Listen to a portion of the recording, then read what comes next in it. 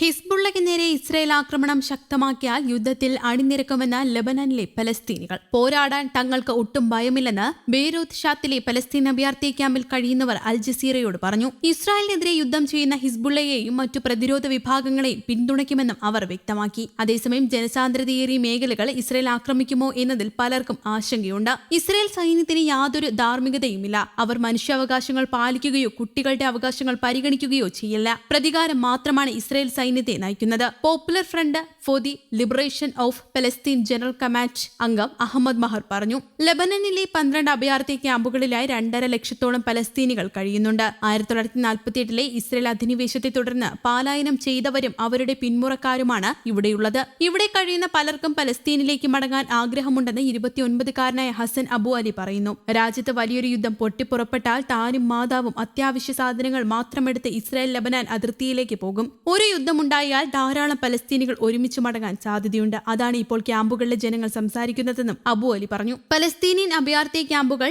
Israel ആക്രമിക്കാൻ സാധ്യതയുണ്ട്. പോരാളികൾക്ക് അഭയം നൽകിയെന്നായിരിക്കും ഇതിനെ ന്യായീകരിക്കാൻ ഇസ്രായേൽ പറയുക. ക്യാമ്പുകൾ തകർക്കപ്പെട്ടാൽ പലസ്തീനിലേക്ക് മടങ്ങുകയല്ലാതെ മറ്റു മാർഗമില്ല. പൗരത്വമില്ലാത്ത അഭയാർത്ഥികളായ പലസ്തീനികൾ നിയമപരമായ കടുത്ത വിവേചനമാണ് നേരിടുന്നത്. ദാരിദ്ര്യത്തിലാണ് പലരും കഴിയുന്നത്. എനിക്ക് പോകാൻ കഴിയുന്ന സ്ഥലം പലസ്തീനോ യൂറോപ്പോ ആണ്. പക്ഷേ യൂറോപ്പിലേക്ക് അനധികൃതമായി പോകണമെങ്കിൽ 12,000 യൂറോയെങ്കിലും വേണം. അത് അസാധ്യമാണെന്നും അബു അലി കൂട്ടിച്ചേർത്തു. ഹിസ്ബുള്ളയ്ക്കെതിരെ വലിയൊരു യുദ്ധമാണ് ഇസ്രായേൽ ആരംഭിക്കുന്നതെങ്കിൽ പല ചെറുപ്പക്കാരും പോരാടാൻ തയ്യാറാണ്. മറ്റ് സംഘടനകളിൽ നിന്നടക്കം ധാരാളം പേർ ഹമാസിലേക്ക് ആകർഷിച്ചിട്ടുണ്ട്. ലബനാനിലെ ക്യാമ്പുകളിൽ നിരവധി പ്രതിരോധ പോരാളികളാണുള്ളത്. വലിയൊരു യുദ്ധം വരികയാണെങ്കിൽ തങ്ങളാരും അതിനെ ഭയപ്പെടുന്നില്ല. പലസ്തീനെ സ്വതന്ത്രമാക്കാൻ രക്തസാക്ഷിത്വം വരിക്കാൻ തയ്യാറായ ആയിരക്കണക്കിന് പോരാളികൾ നമുക്കുണ്ട്. ക്യാമ്പിലെ ഹമാസ് അംഗമായ ഫാദി അബു അഹമ്മദ് പറഞ്ഞു. ഇസ്രായേൽ ആക്രമണം നടത്തുകയാണെങ്കിൽ സ്ത്രീകളും കുട്ടികളും അടക്കമുള്ള സാധാരണക്കാരെ വലിയ രീതിയിൽ ബാധിക്കും. എന്നാൽ തങ്ങളുടെ രക്തമാണ് പലസ്തീനെ സ്വതന്ത്രമാക്കാൻ നൽകേണ്ട വിലയെന്ന് മിക്ക പലസ്തീൻ അഭയാർത്ഥികളും വിശ്വസിക്കുന്നതായി അബു അഹമ്മദ് വ്യക്തമാക്കി.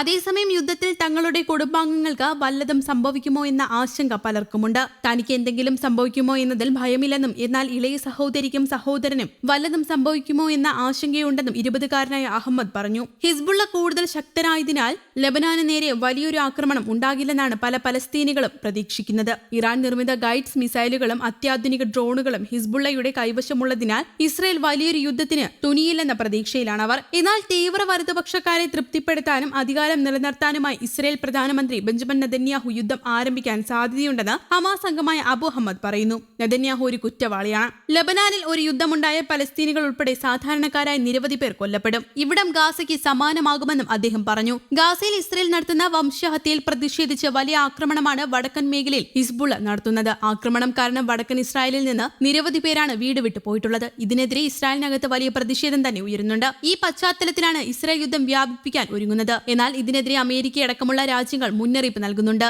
News desk Kerala Kaumudi.